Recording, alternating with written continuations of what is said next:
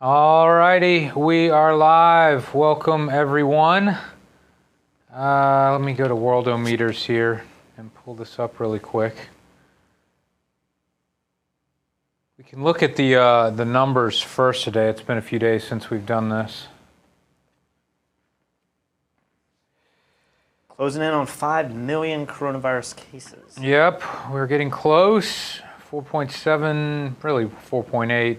Death, 316,000. Today, we're going to be looking a lot at statistics of individual states opening up and stuff and discussing that. Definitely looks like our death number's going down. But then again, today's Sunday. For some reason, don't report today. Yeah, or not as much. 1.5 million cases, I guess that's a big milestone. And then 90,000 deaths now. Let's look at the chart here. Daily new cases definitely seems to be going down a bit. And daily deaths also on a downward trajectory. And of course you can see the weekends here. So we're safer more today than any other day of the week. Is that what you're saying? That's true. It's almost impossible to die of COVID on Sundays. Going with the Coors Light, huh? It's the only beer we've got in the house. How's the head doing? I don't see any rash. Yeah, head's feeling good. I had no. Because it feels good. It feels better than normal. No, I don't know about that. Katie said you really wussed out there and let everyone down. And what? I tend to agree with her.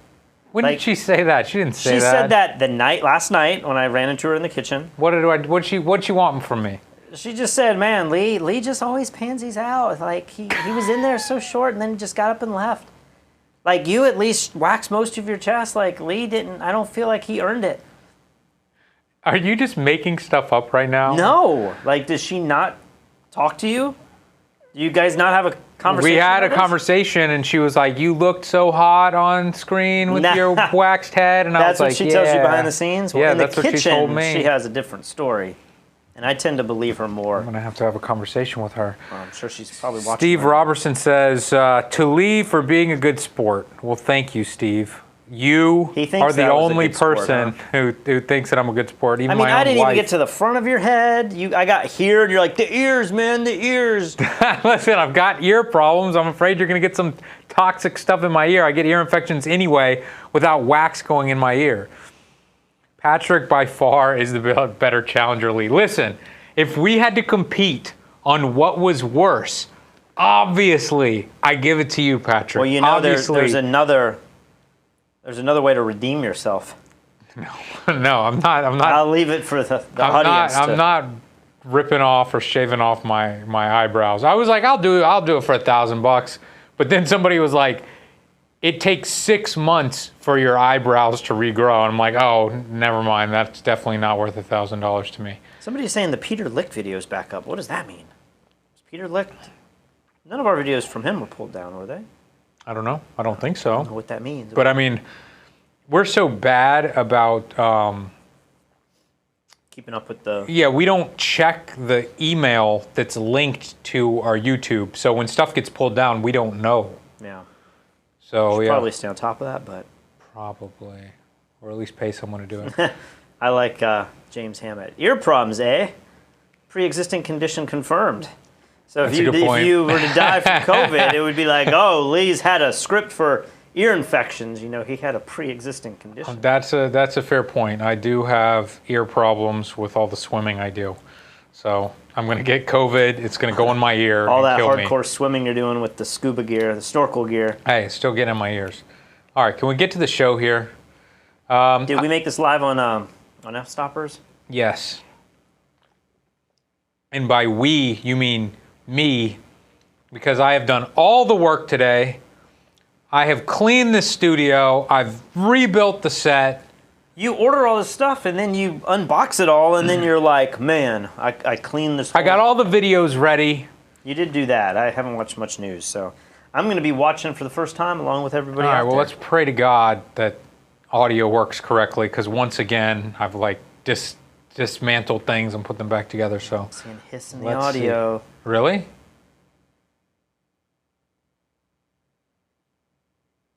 So I see our audio when we get quiet, it's What's going up down. with the audio? I'm thinking that it's coming in a little hot to the camera though. So hopefully it's not clipping. But let us know what you guys think about the audio, because there's definitely been a change from yesterday. Well, let me just see what it sounds like on here. So I see our audio when we get quiet, it's What's going up down. with the audio? I'm thinking that It's definitely coming in a little hot. It seems a little compressed, doesn't it? Yeah. So one thing that I can do really quick, I can just go here, and we have to remember to put this back. I don't think, though, what I just heard there was clipping. I mean, there might have been a little clipping, but I think there's a hum when we talk, and then when we're quiet, the noise gate will kill it. Yeah. I would try to explain what's going on, but my God, it's impossible. Let's go ahead and get to this show, shall we?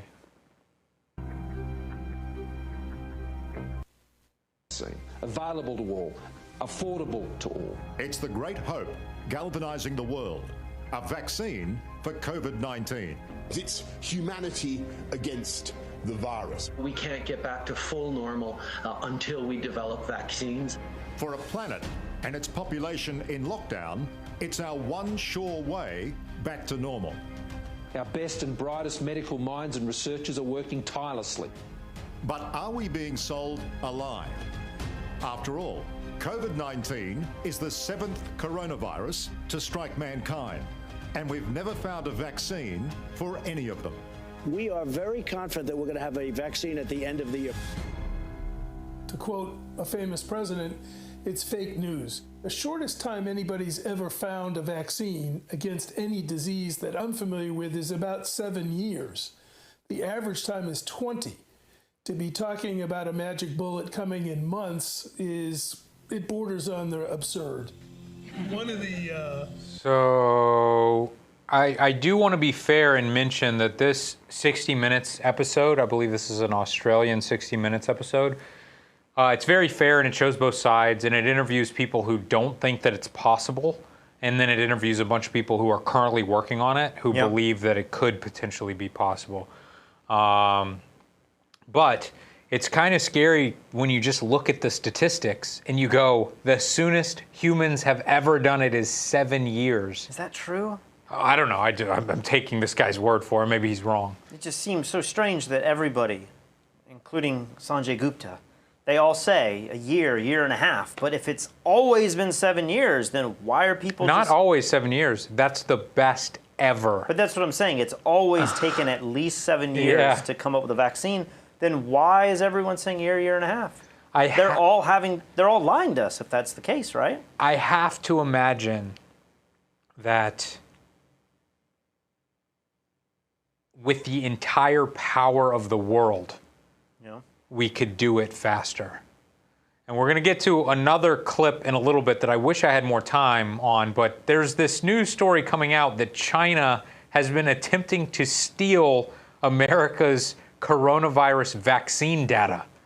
And I just found this really quick clip on Fox News that doesn't go into detail. So probably tomorrow we're going to be focusing on that a little bit more. Was this the story that somebody mentioned last night? As we were live, they were saying, oh my gosh, someone's been arrested in one of our labs for helping China? Maybe. I don't know. We'll have to watch the clip in a second.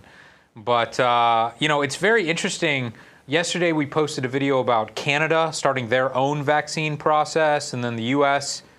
I don't know if the U.S. has its private vaccine system going, and also other labs that are teaming up with labs around the world. I'm not sure, but it seems like there's a race to do this, and it may not necessarily be to see whoever can make the vaccine to help people. It may be to see who can get the most money, by being first. I don't know. Well, it's big and fast, so Project Warp Speed, right? Project We are Warp moving Speed. quickly. All right, so in the same 60 Minutes clip, they talk a little bit about the challenge testing that we spoke about the other day, where they are literally infecting healthy people with the virus to try to expedite this process of making a vaccine. So check this out. Right now, there's a website that started to ask for volunteers for challenge studies. I do think the problem is not going to be getting the volunteers, it's going to be making the decision that it's ethical to do this. There is one famous Australian scientist who did deliberately infect a healthy human to test a cure. The lab in Wuhan, for example, what category? Well, it'd be at least PC3. Professor Barry Marshall gave himself the stomach bacteria that causes fatal ulcers. Not only did he survive, but he won the Nobel Prize for Medicine in 2005. I said to my wife, we were right. And she said, what? I said, I took the bacteria, I've got the illness. And she said, you did what? So I did do it myself in a time when there wasn't so much technology and so much thought about it. But when you did it, when you infected yourself, did you have a rescue strategy? A little bit. It wasn't, my rescue strategy was not perfect. I know that with hindsight. And you're obviously in a high-risk class for COVID-19, but if we could wind back the clock and you could take part in such a study, would you put your hand up? Immediately. So he basically says that if he was a little younger, he would immediately inject himself with COVID-19 if it could help speed up the process. Yeah, I don't quite know what I feel like. Do we not have enough people that are... Is the issue that you need to be treating them well before they get the virus? Yes, that's what a vaccine is. A vaccine doesn't work after the fact. It just, yeah, I don't know. It's a tricky place to be in where you say you're going to give people this. I don't know. It feels way riskier than I'd be willing to do. Because the vaccine could have a bunch of side effects. Absolutely. And there's a very good chance that you're not even going to get the real vaccine. There might be a 50% chance that you get a placebo and then they just infect you with the virus. So it's pretty wild. We got a couple super chats here. Steve Robertson says, huge advances in virology. The polio vaccine took 20 years. Yep. And Samuel James says, hey guys, thanks for the great and consistent content. My mother just passed from dementia and the virus. I have a tribute page but can't post the link. Any support appreciated. Wasn't there a hack that we found today? People could like type out the URL in a certain way. Yeah, we went live earlier today. You can put hyperlinks and then put a space, before or after the .com, maybe in between the hyperlink and the .com, and then YouTube doesn't recognize it as a URL, and so it'll show up in the super chat. Tell us a little bit about your mom. How old was she, and if you wouldn't mind sharing details, what happened? I'm curious, but I'm very sorry to hear that. All right, I guess the next video here is this video about China attempting to steal our vaccine data. So I watched this a couple times, and it seems so crazy to me how quickly she just glosses over this, because it seems insane. But tell me what you think of this. Breaking news this morning on a story that we have been following. A professor at Case Western Reserve University in Cleveland has been arrested over his alleged financial ties to China. This just days after the FBI sounded the alarm on China's attempts to steal coronavirus research. So let's just read this real quick because I didn't have a chance to read this before. So January 28th, Harvard University chemistry chairman arrested on charges of lying about receiving millions in Chinese funding. We covered that 2 months ago. And he's just one of two people in Harvard. There might have been one earlier in December or also in January. It wasn't a chairman, but it was somebody in that that lab or that group.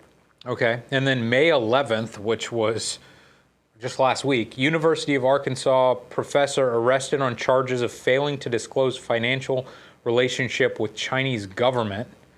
So I want more information. What in the world is that about? You got to go to Breitbart. Right. And then everyone's favorite news source. May 13th, professor at Case Western Reserve University's School of Medicine arrested over alleged financial ties to the Chinese government, received $3.6 million from NIH for his research at the Cleveland Clinic. So, I mean, this sounds like he got paid $3.6 million bucks to give us the files that you've been working on at this clinic. Wait, what? I don't know what that means. I can read that as just he received $3.6 million from the National Institute of Health for normal research. Like, that's probably happening all the time. I'm going to let you continue, but I'm also thinking, like, at what point can our government just not be arresting people and being like, they're working with China? Like, could they have been doing something else? I mean, we know the Harvard one a little bit more. That's a little bit more out in the open. Hold on a minute, though. I mean, if a university is paying a professor to work on something, does the professor himself own the rights to this data that he can just sell what he's already being paid for to work on for $3.6 million? That doesn't seem doable. I don't think you'd be able to do that. Okay, so that's why he's being arrested. Let's continue. A professor at the University of Arkansas was arrested on similar charges last week. And then in January, Harvard's chemistry chief was charged with failing to disclose that he, too, was being paid by the Chinese Communist Party. 2 weeks ago, Senator Tom Cotton told us that the CCP was trying in many ways to steal medical data from the United States to try and come up with a vaccine for COVID-19 before the United States. Oh, they're right there. I sit down. That's the end of the clip. We just had a conversation an hour ago at dinner about friends of ours that are having to work from home and edit video. Yep. And they're having to remotely edit from these servers. And they're like, it is so slow trying to edit 1080 or 4K footage. I literally can't get anything done, but they won't let me take the files from my work computer to my home computer. Yep. And your wife has said the same thing. She's worked for companies where they were like, it's intellectual property of our business. You cannot take any of the files with you. Maybe one fear in some of these places is that you're going to release information before it's supposed to go public. You know, you're under an NDA or something. Or I would just think you're being paid to work for this company. You're not being paid and you also own all of your findings. I just can't imagine any business works like that. No, all I'm saying is, like, what if these people are trying to do something very similar to our friends? They're not trying to steal any information. They're just trying to access something or to continue. It said he got paid $3.6 million for the data. That's not what that said. That is exactly what that said. It just said the NIH gave him $3.6 million. For the data. For the data. Well, let's watch. Is that what it really said? Yeah. Breaking news I feel like this I tried to morning, read that a few times. It was on the financial screen, and that's not what it meant to I me. sounded the alarm on China's attempts to steal coronavirus. For his research at the Cleveland Clinic. I don't know enough about that last sentence to know if that, like, the NIH is like the pinnacle place. My dad's always like, if you want to read about anything, make sure you Google NIH, because it's like one of the most esteemed institutes in the United States. So the idea that he got $3.6 million from the NIH. What is the NIH? Maybe that's where I'm confused. Institute of Health. Okay, so this isn't something China related. No, I mean, it could be tied in there in some way, but to me that statement doesn't seem like this smoking gun. I mean, the Cleveland Clinic is also a really respected clinic as well. So I don't know. I'm not reading into that. If anything, we would have to read the article. Like, there's no way you can take enough out of it. Who wants to read You just want to read the headline. All I'm saying I'll read it for tomorrow. What if some of these people, including the Harvard guy, which everyone's trying to say, like, oh my gosh, he definitely was working for China. What if they were just taking information, especially the ones that are happening during the quarantine?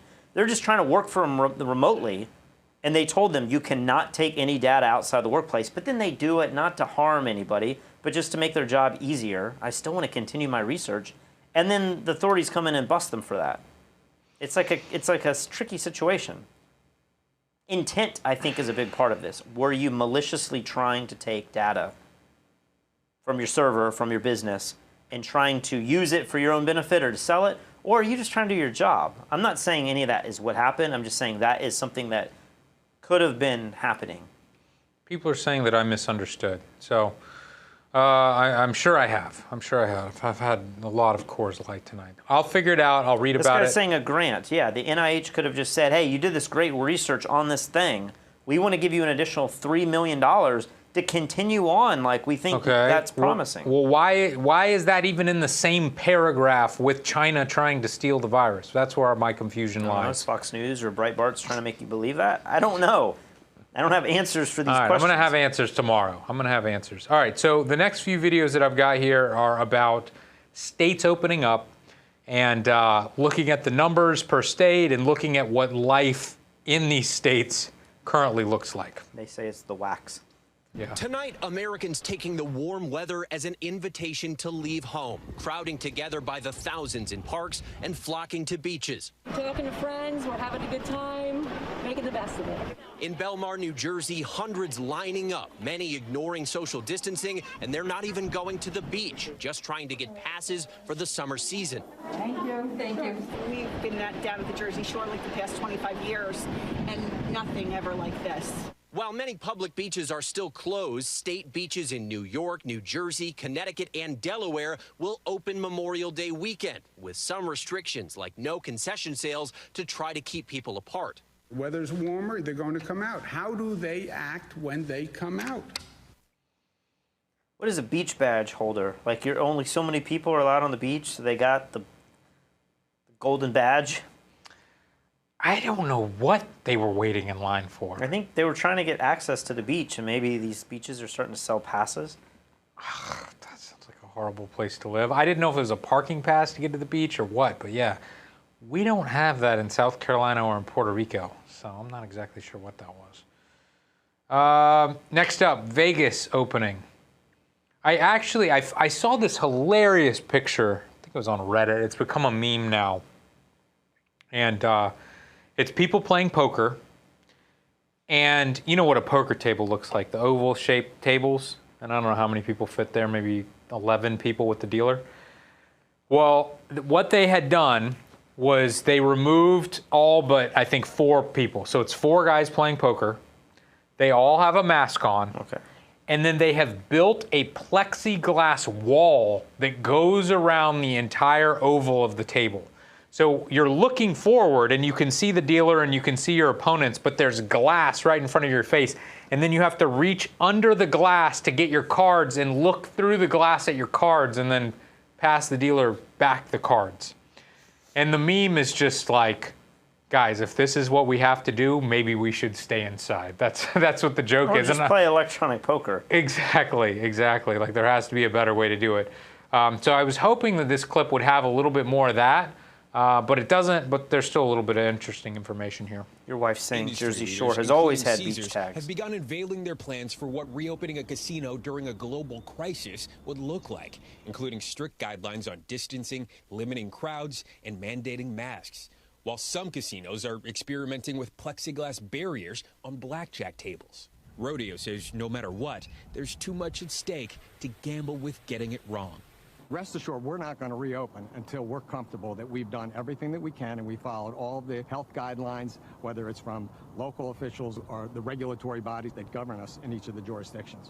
For now, the loudest sound is in eerie silence. Even Caesar himself appears to frown at. But those who know the soul of the Strip say the chips are never down for good. Vegas is probably one of the most resilient places on the planet. Vegas will come back from this. There's no doubt in my mind. You got this new speaker, but I feel like you've set it a little low. I have set it a little low. I'm like straining to hear. Yeah, that one was incredibly difficult to hear. Obviously, we still have some more audio What happened tweaking. at the end? Was Celine Dion, is she coming back to Vegas? I don't know. I think it was just showing. That might have been the most important news. It was just stock footage of stuff that happens in Vegas, and they were probably saying that like shows will not be available. Brad Fogel says, I'm so happy that restaurants are opening. Sitting in at Denny's at a truck stop in South Dakota right now. Feels good to be out of the truck for a little bit. Servers wearing masks, limited occupancy. Watch out for those lot lizards. They're still out there too. He's watching out. Yeah, I don't know how I feel about restaurants pancakes? And stuff. I mean, we just ate, but some pancakes from Denny's. No. Like I'm very excited to go out to eat, but if you have to eat and the people bringing you your food are wearing gloves and a mask, and you have to wear a glove and a mask until you take a bite, it's just not appetizing. But maybe at this point, it's just better than what we've had for months. I saw this article. I think Kristen mentioned it, and I didn't read it. She just read me the title, and then I just saw it in the last couple hours, and it was saying that Sweden's policy will soon be the world's policy. Sweden did it correctly. Like, we are all going to have to eventually open up. And all of these countries, I think it was even Germany, are starting to send their kids back to school, the younger kids. Right. And so it makes you wonder, if we went all the way back, could we have all just been living a more open, free lifestyle and saving our economy to some degree? Now, I think Sweden is still in a recession. Yeah. I still think that their economy is hurt really bad. But it wouldn't be, it would be way worse had they done what we have done. Right. And so maybe you would say our economy would be doing way better because I was listening to this podcast, and maybe I can get to this a little bit later, but at the very end of this podcast, the guy was saying that if you look at the S&P 500, there are only there's 5 companies in the S&P 500. I don't remember what they all are. It's like Amazon and Google. It's probably like Apple, Microsoft. Yeah, it's probably the FANG stocks. But those 5% make up 20% of the S&P 500, and they have all been doing incredibly well. And maybe there's an index where you can remove them. It is completely flat, basically, if not like struggling if you remove those companies. So the idea that our economy has rebounded in some sense is really not accurate at all. It's just being held up by these few companies that are so big. You know when they say like good crisis always comes around and like the rich get richer and the poor get poorer? Maybe those 5 companies are going to be the beneficiaries. I think a lot of people are going to say they still will crash hard. Yeah, how will Apple be a beneficiary of this? I mean, we all love our Apple phones and iPads and MacBooks and stuff, but for the most part, when we buy a new phone, it's not because we need it. We just like the new feature and the bigger screen. I think the issue comes down to looking at the stock market and saying that's the economy. And if Apple is sitting on all of this cash, and there's people who are saying cash will be king, like cash will actually become worth more if we go through a deflation period. And so having cash will be more valuable. And then people like Apple could rebuy back their stock. It could continue to grow because people are looking at it as a sanctuary to keep your money. I don't see how it's a sanctuary to keep your money when Apple's main business, I believe, is selling phones. And I have to imagine this next year will be the worst phone sales year since, maybe like the second year of iPhone sales. I have to imagine that's the case just because people are going to go, what, my phone's fine. I don't need to drop $1,000 on a new phone right now. Now, other companies like Amazon, maybe Amazon's going to be doing great because all their competition's going out of business right now. People feel more comfortable sitting at home, getting stuff delivered. Yeah. So I could see them doing well. And, they do the AWS server stuff. We're all just wasting time on the internet. So that makes sense. But Apple, Microsoft, they're going up right now, though. Like they're hitting all-time highs. Everything's going up right now. I don't understand why. Everything isn't going up right now. It's just a large amount of these companies. I think most things have gone up since a month or two ago when we hit bottom. Yeah, but their cap rate is so small that in the S&P 500, if you just look at that index, they still make up relatively very small amount of index. I understand that. I mean, you got like cars and airplanes. Like, there's a lot of sectors that are so far down. Cruise lines. I mean, some of the biggest companies. Not Tesla. Not Tesla. Yeah, that doesn't make sense either. But here's a quick video that just kind of goes over some of the states' numbers as they open up. Just start with the big map. 48 states are now partially reopened. Massachusetts and Connecticut coming in behind them pretty soon with their own plans. Gradual at first, but pretty much the whole country now involved in this experiment. Let's take a look at the trend line. 11 states have a case count that is going up, including the state of Texas, which has been one of the early reopening ones. We'll talk about that in a second. 19 states, that's the more tan color, holding steady, essentially flat in where they are in the case count as they go through reopening. And 20 states are heading down. 19 of them modestly, one of them quite aggressively. This is the state of play as this experiment plays out. Let's take a couple looks at individual states here. This is Georgia, one of the early states to reopen. Back here, hair salons, tattoo parlors and gyms, then restaurants and movie theaters. If you look at Georgia, it has held the line flat. The governor there says, I was right, I could reopen. Again, we can talk more about that later, but Georgia, a case study, and so far, we'll keep tracking the data, it has held the 7-day moving average of cases here down a little bit, flat at worst. Texas is a different story at the moment. Again, you get different answers when you talk to people in the state, but a spike yesterday. You look at the 7-day moving average of cases, it's edging up a little bit. Remember, the opening has been in stages. First retail for pickup, then retail stores open, then personal care businesses open. Now, in Texas, they say we have more testing. That's why we have more results like this. They say the hospital system is not overtaxed, but Texas, worth watching as we head into the next week, because that line is heading in the wrong direction. Alabama, up a little bit, essentially flat if you look at the 7-day moving average. Again, retail beaches open back there on the 1st of May. Now you get more aggressive as you go here. The public health professionals would tell you it takes a week or two to see what's happening. Alabama up a little bit, then you get the idea. They just showed Alabama, and they were a yellow state. They were one of the even states. But when they cut to this graph, they make it appear as if it's going up. I would, I would like to see some of the other states that were, I mean, Texas was one of them that was going up quite a bit, but. Well, my thought with all this is kind of what you were saying just a second ago. What has happened? What have we learned? What was the reason for the quarantine and the lockdown? It was to curb the curve so that the hospitals. Okay, I agree with that. That was what we were told first. We have to make sure the hospitals aren't overloaded. But we learned that very soon. We learned that the hospitals were not going to get overloaded within the first week or two. So what in the world have we been locked down for another month and a half for if we were just going to open back up? We've learned nothing. We haven't gotten a vaccine. We haven't got any medicine. Maybe we learned that ventilators were bad. That was like the one key bit of information we learned. We told everyone to wear masks now. Yeah, but we could have done that a month and a half ago. It's almost like this feels like a reset. It's like the whole world got this really wrong, and then we locked down the world, and now we're reopening, but we're telling people, okay, now that we've pulled everything down to some degree, we are now saying, all right, let's restart this and let's do this the way we should have done it, much like a lot of the Asian countries did. We're going to do what Singapore and Taiwan did, South Korea, and we're going to give people the masks, and we're going to tell you social distance, and we're going to trace you, and we're going to make you wash your hands. And perhaps this is the right move. Like, perhaps we are not going to have a major outbreak again, just like other countries that did this at the beginning haven't had a major outbreak. How? Because maybe those things are, I don't know. It seems like the R naught value would be, it's not a constant. It can definitely go down. It can definitely go up, but it's not going to become 20 times more infectious, right?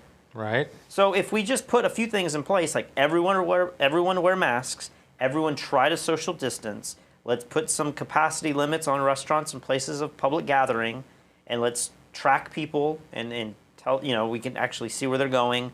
It feels like maybe you could have an R value of 2, and if we put these things in place, that's enough to stop it. Now, if it's an R value of 10 or something, it's like there's no hope at all. It just seems like, and maybe I'm a little off because we have been in the strictest lockdown here in Puerto Rico. Yeah. So maybe it hasn't been as bad in other states in the United States, but I don't understand why, if the plan was don't overload the hospitals, cool, we figured that out within a week or two. Next plan, we need to wear masks, we need to have hand sanitizer everywhere, and we need to limit congregating. Couldn't we have done that in week 2 or week 3 and just set mandates?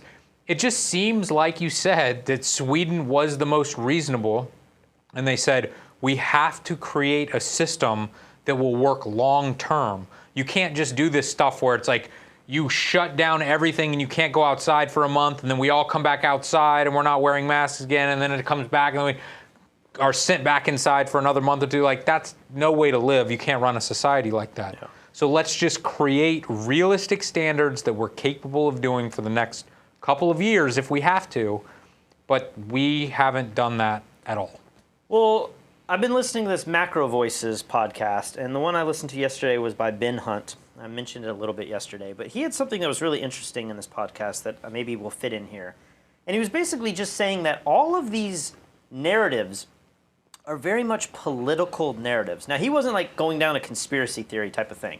He was just laying it out like there have been 3 major talking points up until now, and they've all kind of had their faults. They've had some truth in them, but they've had their faults. The first one being, what about the flu? And this was something you said early on. The flu kills 600,000 people every year, and we don't even bat an eye over that, and this is going to be just like the flu. And now we realize that this does seem worse than the flu. I don't think anyone's debating that now. But the goal of this political narrative was basically to minimize the threat. It was the same thing you saw Trump do. We're at 15, we'll soon be at 0, it's not going to be a big deal, it's just like the flu. And it seems like a lot of people on the right, typically maybe, generally, kind of took on this view, is it's just the flu. And the interesting thing about this was the big lie in all of this, and I think I was guilty of this too, is we look at these models and we're like, these models can be so far off based on like these little parameters that you put in, right? Sure. If you're off by the R naught value, if you're off by the number of people that crowd into public areas, like who knows how many people are going to die? Look at the flu. Only 80,000 people died in the United States on this particular year. And what I didn't realize back then was we don't know how many people died from the flu. The flu is an estimated guess based on the exact same models that we're using to figure out coronavirus death. So when people die of the flu, nobody marks that down and records that as a flu. They do apparently if you are a child. Like if a child dies of the flu, they put those in the records. But if you got the flu and you die in your house, we're not going in and being like, how did they die? Like right now we are with COVID. Right now every death is being marked down as COVID. It's like our eyes are very much on it. But with influenza, it's not being tracked as well as we would think. Okay. So when you see 80,000 deaths in the United States, that's very much a guess. That could be 20,000 or 120,000 that year, but we kind of estimate it as being 60 or 80 or whatever that number is. The other big political narrative he has is we'll just deal with herd immunity. We will all get over this if we just let everyone get infected. And the goal for this is to preserve the economic status quo, right? If we don't shut down, we can allow our economy to continue to grow, and we will essentially be like Sweden.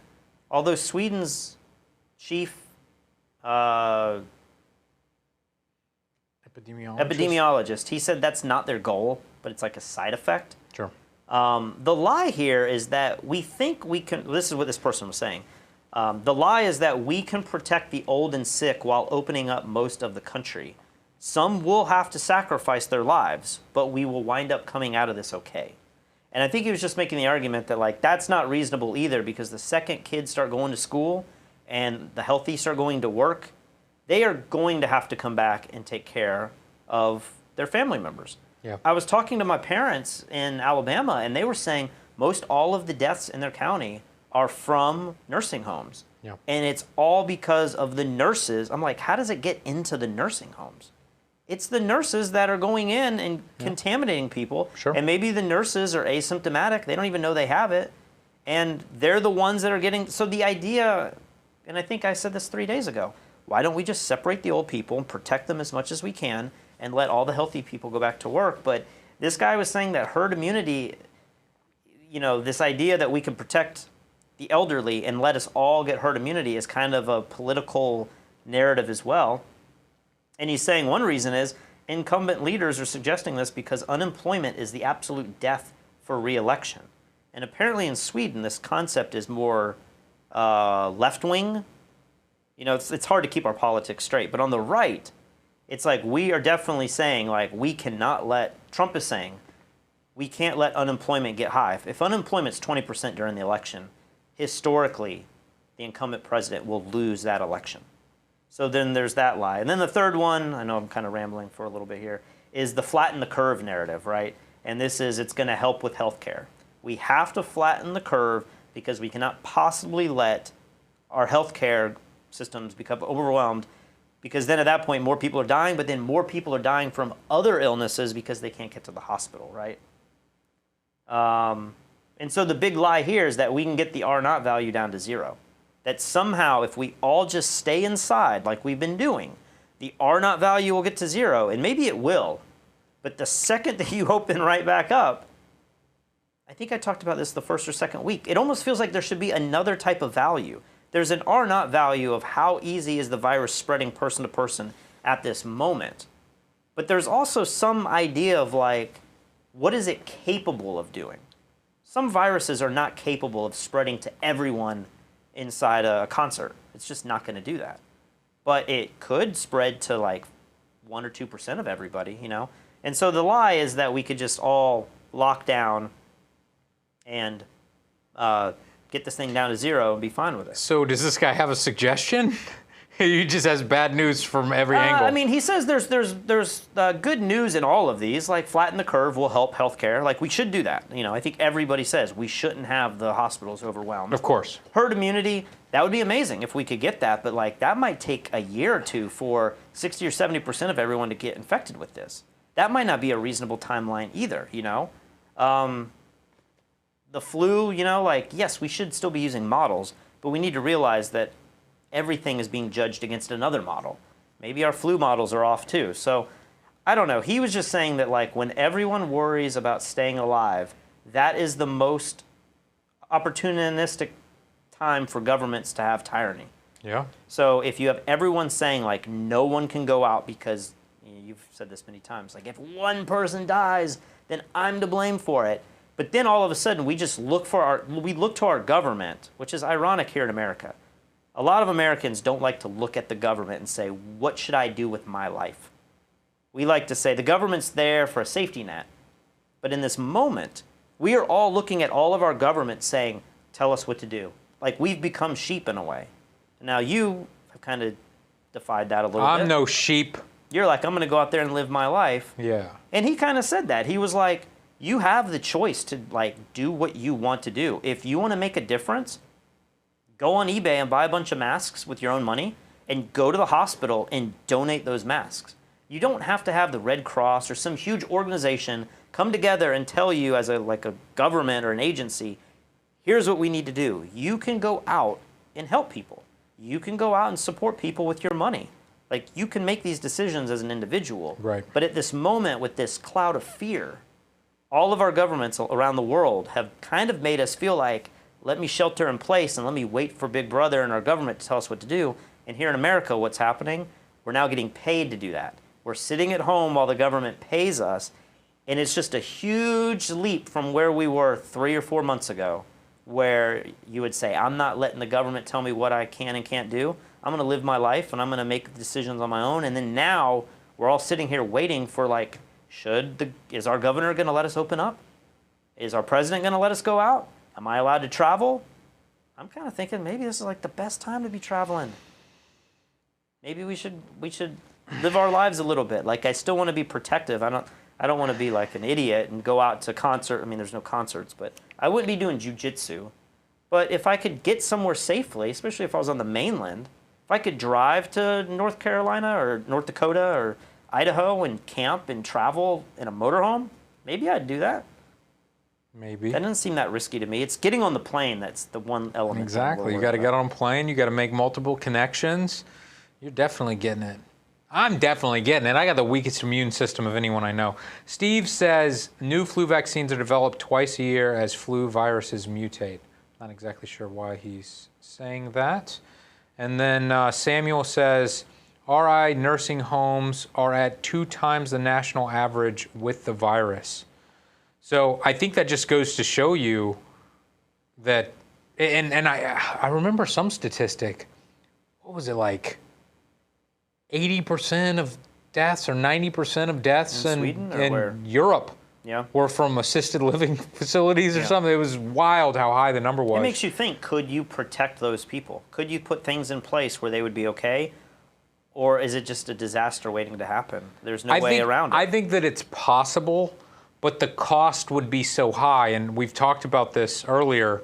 I mean, one, if you have enough money, you could pay your care workers to not leave. Yeah. They could just like have to stay in the house or stay in the facility, and they're not allowed to leave, and everything's going to be delivered and disinfected before they're allowed to touch it, and then they can bring it to you. That's going to be incredibly expensive. The next level that I've been talking about is this idea of hiring only people who have recovered of the virus already. Yeah. And that goes back to Bill Gates and Fauci's, what do they call it? Like a viral passport or something that shows that you should be clean now and you hopefully are immune. But, you know, if I was old and super rich and was afraid of dying, I'd just, you know, put some ad up for, you know, I'll pay $50, $100 an hour for somebody to help me out who cannot get the virus anymore. So I think, talk about supply and demand. People who have already gotten over this, you might have a huge advantage in the business world, in all business. You can safely go up to people and be like, listen, I'm safe. You don't want to hire this other guy. He could be spreading the virus, but I can't, and I've got the paperwork to prove it. Touche Films says, going to send a link. Trust me, it's only 3 minutes and 40 seconds. Watch it and have a discussion. I'll post the link as soon as you talk about this. This is a link about what? I have no idea. Are we going to commit 3 minutes to watching it? Well, how about this? Go ahead and post it, Touche. And I have one more clip here that'll end the show officially, and then we can watch your video. This is a funny one. President Trump firing back at his predecessor in a heavyweight war of words. It began when Barack Obama this weekend used a... Keep in mind, he just said, in a heavyweight war of words. Okay, are you ready for this heavyweight battle? Speech to college graduates. He took a subtle but unmistakable and very public swipe at President Trump's handling of this pandemic. This pandemic has finally torn back the curtain on the idea that so many of the folks in charge know what they're doing. A lot of them aren't even pretending to be in charge. All right, so that was pretty good zing, right? But wait until President Trump has to bring his comeback. President Trump arrived back at the White House a short time ago. He talked to reporters and offered a very brief response. Look, he was an incompetent president. That's all I can say. Grossly incompetent. Thank you. Got him. What you got to say about that? I mean, maybe it's all these different podcasts I'm listening to, but I just think all of our presidents, including Trump, are more of the same. Like, it makes me just feel helpless in this situation. I heard somebody was saying that there's this debate of what did we learn in 2008 from the financial crisis? And I know I'm jumping from financial crisis to pandemic, but in my mind, the pandemic I think we'll get over. I think we will get through this. It might suck, but we'll get through it. But the financial crisis has the ability to really be a game changer. You might lose a family member of the virus, and that's horrible. But economically, I mean, it can cause more deaths than the pandemic. More people can die of starvation. Unemployment is not anything to joke about. When you get into the 20%, I mean, we've never had 20% unemployment in the history of America, I don't believe. For a long period of time. I thought they said, wasn't it 25% during the Great Depression? Yeah, we talk about that 100 years later, and you have images in your mind. Yeah, it was like the worst moment for America. So, I don't know. It was just, somebody was saying that, what did we learn from the 2008 financial crisis? And you look at, the Fed and how they did all this quantitative easing, and we put all these things in place because the banks were too big to fail, and we can't ever let that happen. But in some ways, it almost feels like we are on the brink of our politicians realizing 2008, the recovery was not the end of the world. Perhaps we could 10x that, and we can print all of this money, and we can bail out all of these companies. And it wasn't, look what happened between 2011 to 2019. It was one of the greatest recoveries ever, and we did all of this crazy policy, and we got away with it. And so I think a lot of people thought, we learned a lot from 2008. We're not giving out loans to people who don't deserve them. And we've changed the whole system. That didn't last long, but we changed the whole system, and we learned a great lesson, and we put these things in place. Keep in mind, did anyone really go to prison from all of the horrible decisions and fraud that happened and all of that? Not that I've heard of, no. And so I'm just worried that the same thing is going to happen on a grander scale. And it just feels like, how far can you keep pushing this, before you have a real fiat collapse? When does the US dollar actually fall? And what happens if the US dollar becomes stronger through all of this? I mean, there's a lot of dollars around the world. There's a lot of other currencies that are falling greatly. I mean, it sounds like the euro is doing really, really poorly against the dollar.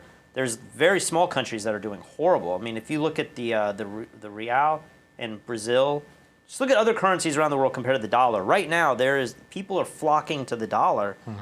Maybe this is all planned. Maybe this is not planned like the virus is planned, but maybe this is something that politicians just know, like, we're good.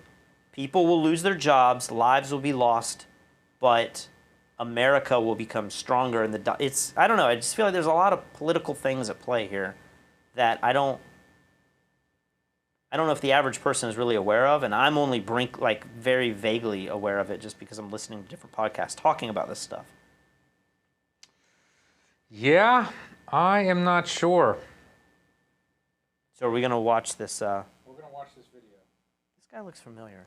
He does look familiar. I don't know who this is,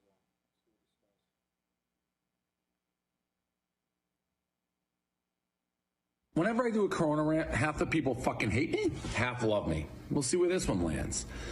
Oh, I know who this is. What the fuck's going on? This is the Barstool Sports guy. Okay. He's a guy. He goes all these places and he's like, he eats pizza and he's like, one bite, you know the rules. Oh, I've seen that. Yeah, and he goes in and he's like, it's hot. Homeless people are coming up and they're like, hey, bro, can I get a slice? He's like, take a slice, but you gotta tell me one bite. You tell me how good it is. When did this become flatten the curve, flatten the curve, flatten the curve to we have to find a cure or everyone's gonna die? Like Fauci. Seems like a nice enough dude. I've always been the guy, no agenda. Looks like he could be maybe the grandfather in Wedding Crashers. Gets in front of the Senate. He's like, we reopen the country too quick, everyone's dead. Where'd that come from? And the LA mayor, we're not opening the city till we find a cure? What? Find a cure? Who says we're gonna find a cure? We haven't found a cure to cancer. It took AIDS 20 years or whatever. Do we even have a cure? So the economy's just shut down? All we've heard forever, flatten the curve, make sure there's hospital beds. We're there. Now all of a sudden it's like a 180. This is like taking a cross-country flight, 6 hours. They tell you flight 6 hours. 5 hours and a half go by. They get on the intercom like, oh, just kidding. We have another 10 hours. You can't do that. People have been mentally preparing. We're doing what you ask. We've done exactly what you said. Now you're changing the rules. And some states are open, some closed. LA shutting down, New York shutting down, Arizona's opening, Florida's opening. Seems along political lines. What is going on? And what about people who own businesses and economies and shit like that? You can't stay closed indefinitely. Imagine working for like a year, 5 years, 10 years, 2 decades, grinding your fingers to the bone to build a business. Barstool, thank God, will be all right. I'm talking about... Check. Oh, shit. Your mic's gone? It's not plugged into the power. This is what happened to mine the other night. The plan you had of just not touching anything has failed you because you touched it. Check. We have 2 minutes to watch. Maybe in 2 minutes you'll have a... businesses. People have jobs who've worked their whole fucking lives off to put food on the table, create a happy living. They're just going to go out of business? They're going to wake up whenever this thing ends, whenever the mayors say, oh, you can go back to work? Work to what? Your company's going to be out of business. The economy's going to be in the shitter. There's going to be no jobs. How the fuck are you going to pay for your family, put food on the table, all that shit? Like, what are you doing? You got to give these people a choice. If you told me, because of Corona, I lost Barstool, I had to go get a 9 to 5 and start fucking over, I'd rather die of Corona, seriously. Or at least take my chances. I'm not saying everybody would do that. I would. But if I've dedicated 20 years of my life, I don't want to start over. I'll fucking deal with Corona. You can't just make everybody stay inside and basically start over. It's insane. Like, what the fuck do they think is going to happen? At some level, we've done what you've asked us to do. If you're that scared still of Corona, stay inside. The beds are open. It doesn't kill everybody. I get it. It's not a great option. There are no great options. But you can't just decimate the entire economy. How the... So, it's just a little bit left. But so far, like, I'm agreeing with everything this guy's saying. Check. Why fucking audio go down again? I mean, you probably died and you're having to start it over. And so it's like when you plug in your phone, you can't get your phone going. Oh, it's like not able to charge as fast as it needs to? I mean, do you have we have other Rode mics. Could you just change one out, or is that too big of a pain in the butt? Check. All right, I think I'm good. I think it wasn't on. But yeah, so far, I mean, I'm agreeing with everything this guy is saying, and I think, so much of this, what he's saying is just from the perspective of a business owner who actually understands how business and the economy works, you know? Well, and I think if you're a business owner and an entrepreneur, you're used to taking risks. You've taken risks your whole life, and you just weigh this in as it's another risk, and I have to. But if you're just somebody who gets a job and is employed by somebody, and then they fire you, and you got to go find another job, if that's what your life has been your whole life, you probably are going to listen and be like, what do I need to do? I'm scared to go. We shouldn't open up, you know? But the other thing to consider is if you believe that the government is the source of money, which at the moment it is, and the government is capable of just printing money and giving it to you and nothing bad will happen, if you actually believe that, then I understand your position of like, oh, it's dangerous to go outside, we shouldn't go outside. But I think from my perspective, and certainly his perspective, I think the majority of people who are acting like, oh, we'll just stay inside until we come up with a vaccine. That's insanity. Like, that's not going to be realistic. No, it's not realistic at all. We're 2 months into this, and you're telling me we have another 10 months to go? People are incapable, Americans are incapable of doing that. Right. There's no way. And that's if we had it a year out. We're not going to have it a year out. Like you said, see the guy talking about AIDS? Like, we don't have a cure for any of this stuff. Right. We haven't figured that out yet. So why do we go outside when there's cancer outside? You know, it's just, it's crazy. Let's finish it up. This is a good video. Thank you, Touche. How the fuck is that going to work? We're staying inside till there's a cure? When did that become the game? Who said we're getting the cure? That's not a guarantee. So we're just done as humans? Get the hell out of here. There's risk. We're Americans. You have to take risk. If people want to go out, they can go out. If they want to stay in, they stay in. We've done what you've said. You can't just midstream be like, just kidding. Flatten the curve, flatten the curve. Cure. What? When did this happen? When did this happen? And it can't sustain. At least we have a chance if we go out with Corona, like Switzerland and those places that just let it roll. We have no chance if you don't let people go outside. This country is going to be donezo. No one's going to have jobs. No one's going to have businesses. It's going to be done. It's over. Let me roll the dice and play with Corona, or at least give me the choice. That's all we want.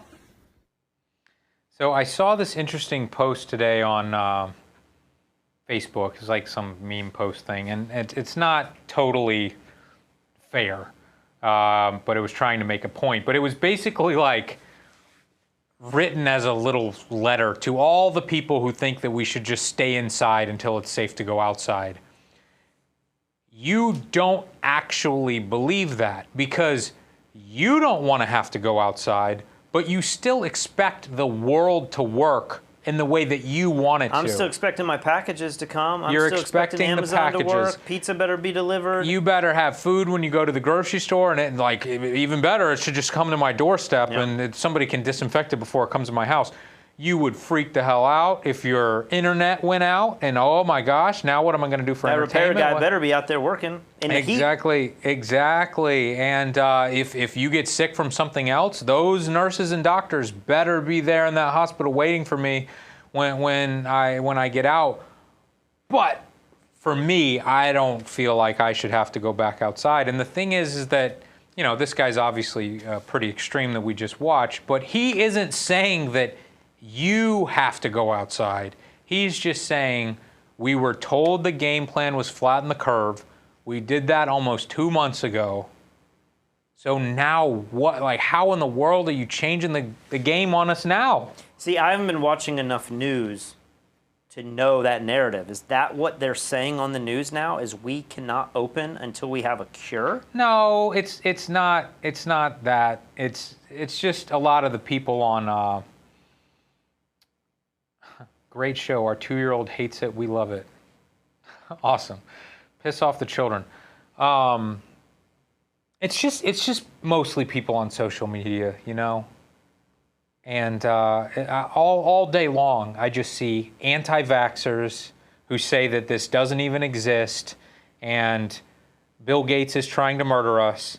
And then I see on the other side people who are like, if I can just save one person's life, I'm willing to stay inside for the next 2 years. And then everyone's like, bravo, hero, bravo, you know? And it's such an awful statement. Because it's like, if you truly believe that, you wouldn't buy iPads. You wouldn't buy clothes from Walmart. There's so many things around the world that are causing horrible deaths. Right. And, you know, impoverishing people, and yet you don't think twice about those things.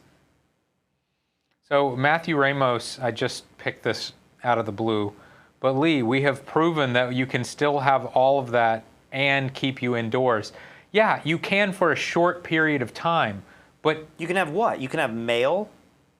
How can you have mail if no one can go outside? Well, I think the argument is like with the essential employees, the mailman would still be there. But then over time, stuff's going to break. Over time, all the stuff on Amazon that we love is going to run out. All the little trinkets that were like, oh, we need a USB cable that's got this on this end and this on that end that we just take for granted. Yeah.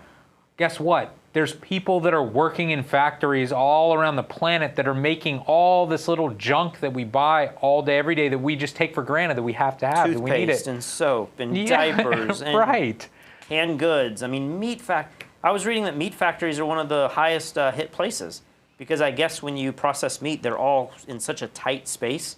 And usually it's air conditioned, so the temperatures are colder, which is bad for the virus. It's good for the virus, but bad for the workers. And so, we need meat. We need farmers to be able to work.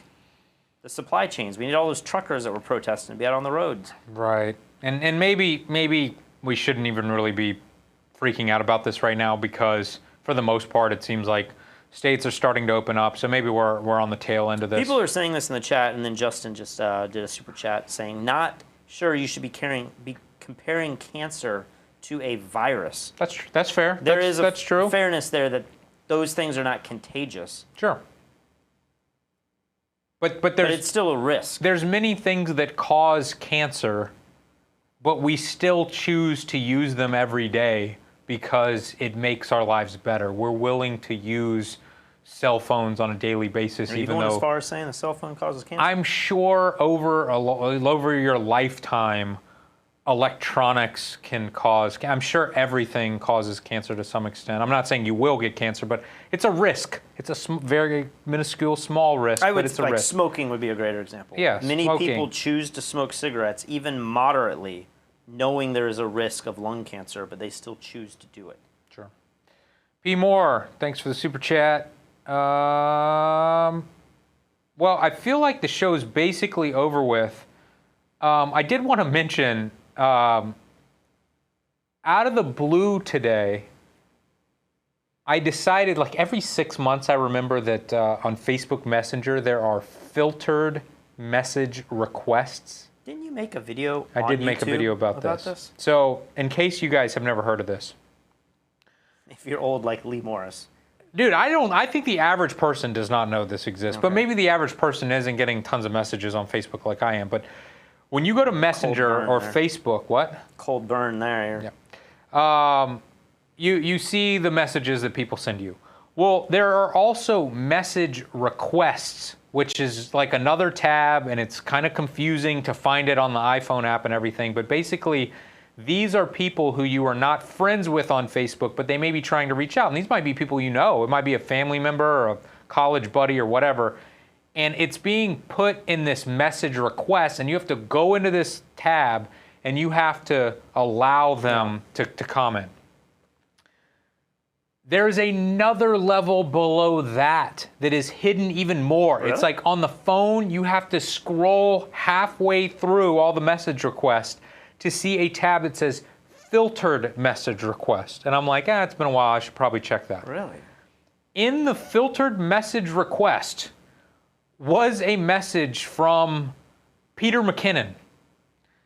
And like a month or so ago, we brought up the fact that a long time ago, there was this argument, I don't even know if it's an argument, but basically Peter McKinnon, I think, was upset with F-stoppers because when we posted a video on our website about him, it was tagging the Twitter handle of the writer of the post. It's just an automated system.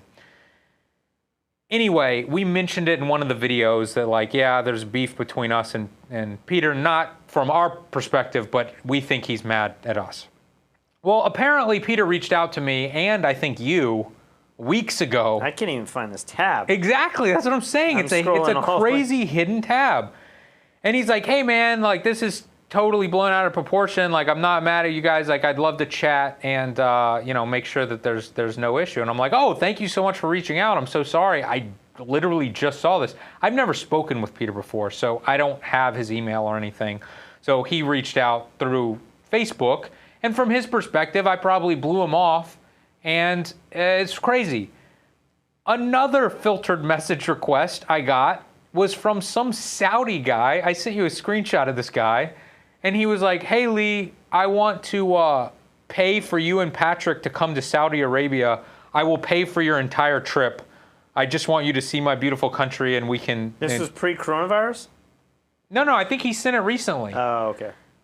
And I'm like, yeah, I can't hell even yes. Yeah, you can't even find it. You were calling me old 30 seconds ago and now you can't even find it. I think it's because I haven't updated my Messenger app in a while. No, I don't. I mean, dude, you got the new iPhone.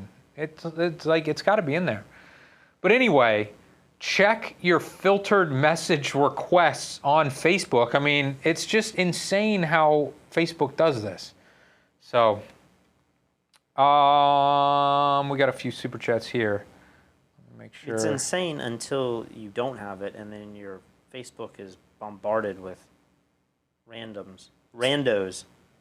Yeah. Trying to get I those, mean, mostly, get those selfies. It was a lot of ridiculous All those people trying to slip comments. in the DM. Sam Smith says, people still drive, yet they're drunk drivers.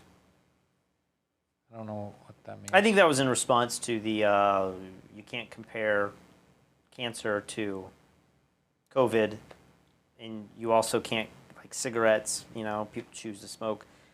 People are taking a risk. Okay.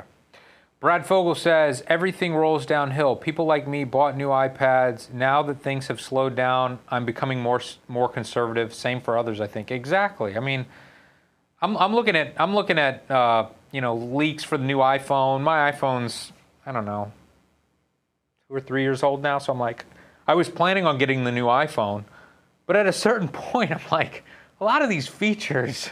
Yeah. What do I even need this for? My phone is fine. I mean, I bought the new phone hoping to be able to film forward and backwards with the Filmic app. That mess never came out. It never came out. Never came out. We got to do a video just about that. Well, they sent me a dirty message. Well, it wasn't really dirty, but it was like concerned. Like, hey, we don't think I released this video on why Filmic is a waste of your money. And they sent me a message, and it was like, all of these things are being fixed, and like you haven't updated to the newest app and everything. Keep in mind, this is like app 6, version 6. 7's the one that's supposed to do all this stuff. I'll look up right now. I don't think 7's still out. And so I was like, man, maybe I did. Well, maybe I was a little hard on them, but all the issues I had were real issues. Right. 50% of those issues are still occurring on the app. They never fixed it. Yeah, so you bought a phone because of this one feature, and then the feature never even came out. So it's ridiculous. Well, one of these podcasts I was listening to is saying that, like, I wish I could remember it correctly, but for most countries and civilizations to be in a healthy standing, their citizens and maybe their governments need to be saving, I think it was around 20% of their income for a rainy day. And he's going back to like Constantinople and like early civilizations that fell. And it was like you wanted the surplus of, you know, the wheat, and you wanted to be able to feed your country if you had a drought and all of these things. And he was saying that Americans have been saving something like the average, like all of America saves like 4 to 6% of their income, way below where it should be. And then for the last 4 years, we have a conservative president, and in America, that should mean we have cut spending. Last 4 years, America has spent all of our budget. Like, we are over. We have a deficit. Like, we are spending more and more and more. And then on top of that, we've cut taxes. So we're bringing less income in for all of this additional spending, you know? And so he was just making the argument that we are so setting ourselves up to be one of these civilizations in the past that have just failed, you know? I remember being in Dubai for Gulf Photo Plus, and we were talking to a good friend of Mike Kelly's who was talking to us about all of the currencies that he owns that do not exist anymore. And he's like, the dollar will fail eventually. It might take another 200 years. It might take, you know, it might be well beyond our lifetime, but it could be in the next 20 years, could be in the next 50 years. But one thing is certain, America will fall and the dollar will be worthless at some point. Sure. And so, you know, you just see these financial decisions our government's making, and our whole society, and I don't know when this happened. I'm sure there's probably a cool video on YouTube where you could watch about this, but when did America get to the point when we said, let's spend our entire paychecks? Let's get credit cards so we can get good credit by running a deficit. We're going to get these mortgages and buy homes that are way bigger than what we really need and can afford. You know, there was probably a point in our history where we were savers. Well, I think it has everything to do with easy credit. I mean, you get a freaking credit card when you go to a clothing store now. College, you remember going to college? Did they get rid of that?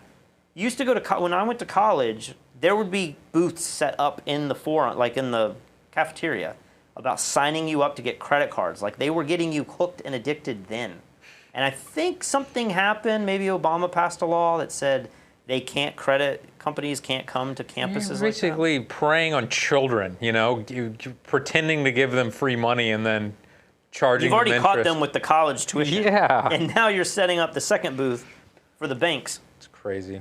Brad Fogel says, once stimulus and unemployment runs out, people will become even more desperate and spending will be at a crawl. That's certainly what I'm expecting. The Rob Cobb says, my 2-year-old loves the show. Thanks so much, the Rob Cobb. I appreciate it. And tell your 2-year-old that we are big fans of them as well. David Penner says, Lee and Patrick are going to be photographing Instagram models in Saudi Arabia.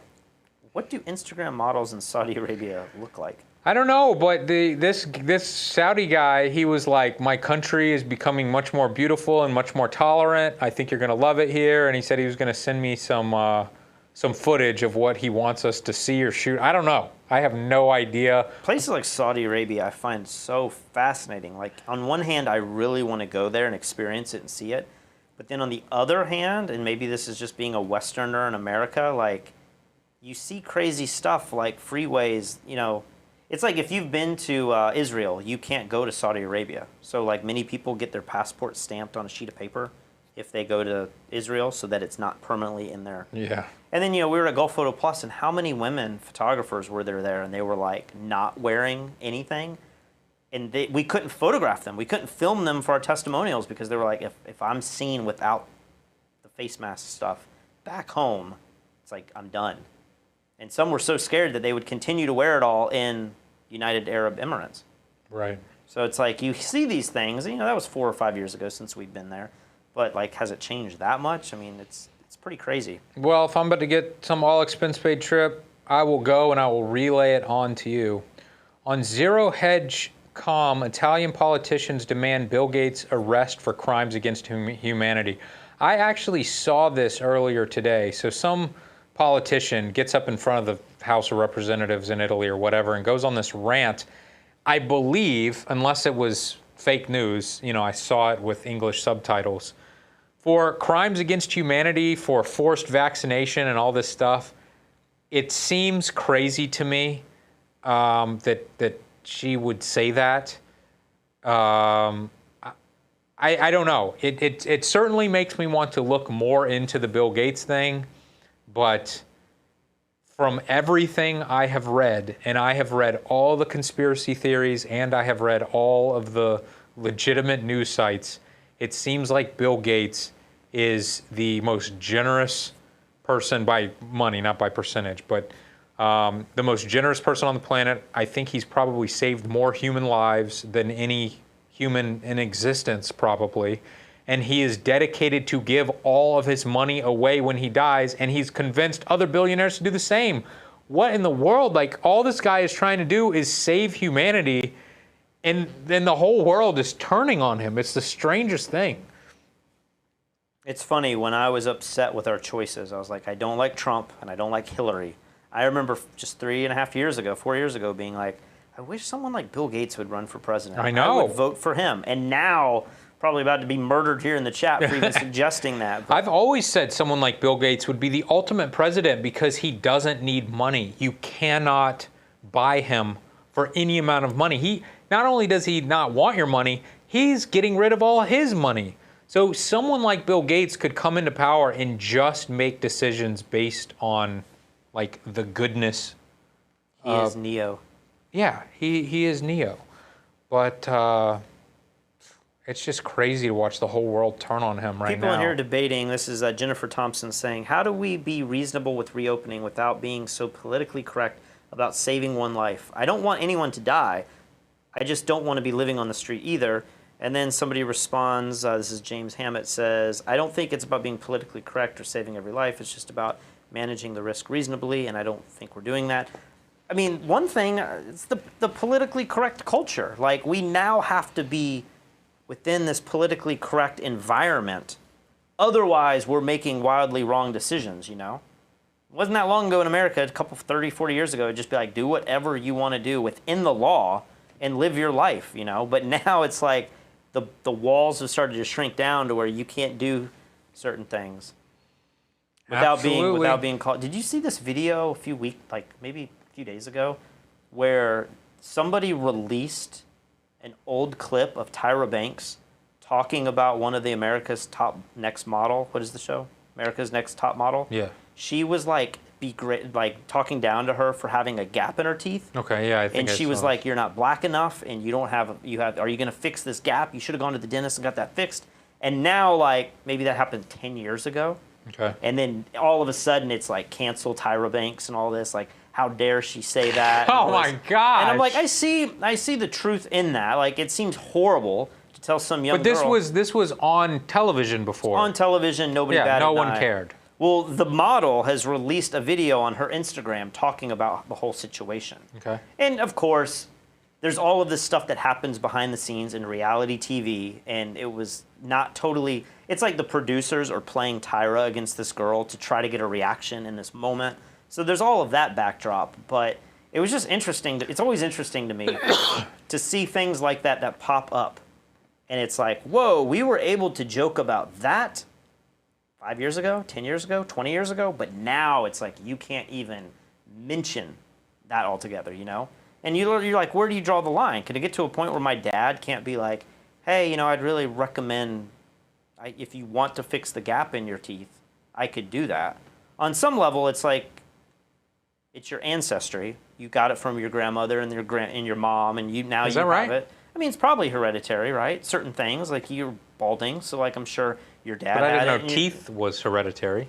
Yeah, a lot of on my dad's side, they have a little gap in their teeth. Okay. But then there's also a physiological thing where if your teeth are out of place, that's bad for your health, you know? Sure. At some point, you fix your teeth enough to where they function correctly.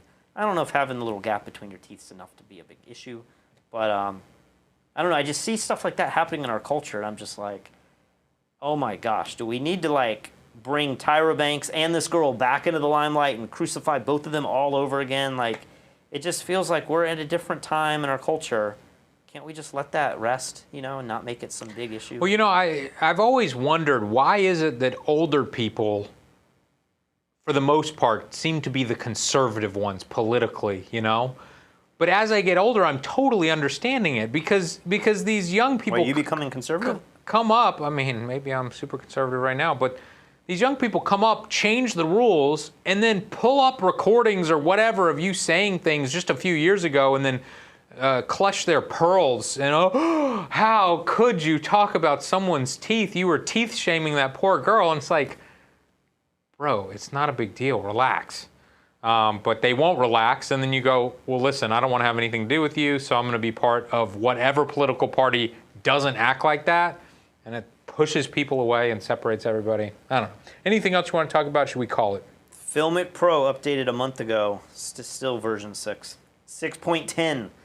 So they still have not. I mean, like the new phone's going to come out before they create the software that can do what they say. Yeah, and it's like it fixes numerous bugs and, you know, it drives me crazy. That's wild. I've gotten to where I can't record anything on the phone. If I record on the Filmic Pro app or the native app, or I think even the other one that we used before, Movie Pro. I need to check Movie Pro again. I haven't used it in a while. But when I import these into my computer and put them in Premiere, it does crazy stuff. It's like you'll watch the clip, and then all of a sudden, as you're watching, it starts playing the beginning of the clip, and the audio's all out of sync, and then you chop it to get it, and it just does insane stuff. And I remember It's because it's recording in a variable frame rate. But aren't you able to choose the frame rate in these apps? Yes, but it's still variable somehow. I don't get it. Yeah, and I remember in November we released a pretty popular video on F-Stoppers just saying like how excited we were for this phone to come out. Maybe it was not November, maybe it was like September or October or something like that. I've been super let down. It just feels like I don't feel comfortable filming with my phone. And in many cases, it's the best camera I have on me. I'm out and about and I'm like, I could film this right now and it'd be amazing. But getting it off of this phone into a media player like our computer so we could play it for you tonight, it's so difficult. It's easier for me to stream this to the Apple TV, but I can't put it in sequences either. I put it in Premiere and it does all this crazy stuff. It's more hassle than it's worth. Premiere definitely needs to fix their variable frame rate thing because it's weird. Hey, Aaron V's back. Thanks for the super chat. Have we heard from Photog Mike recently? Photog Mike said he came down with coronavirus a week or so ago, and we were like, you need to keep coming in every week and telling us in the chat what's going on. And I haven't seen him in a long time. I want to know from Brad Fogel how those pancakes are. You still in Denny's? I would love for some just good old Southern sausage. I've run out of it here. Dude. And I used to go back to the States like every couple months, and I'd bring back frozen food. You have to try my Beyond Meat sausages that I got the other day. I think even you would be like, I'll try. Wow. Katie and I were eating these sausages, and we were like, this tastes better than the burger. Not necessarily in the sense of taste, but in terms of how realistic it tastes to what it's replicating.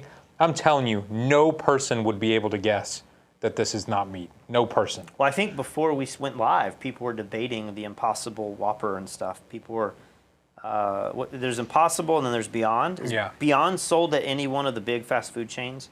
Not that I know of. Okay, so if you get a burger, it's always Impossible for the most part?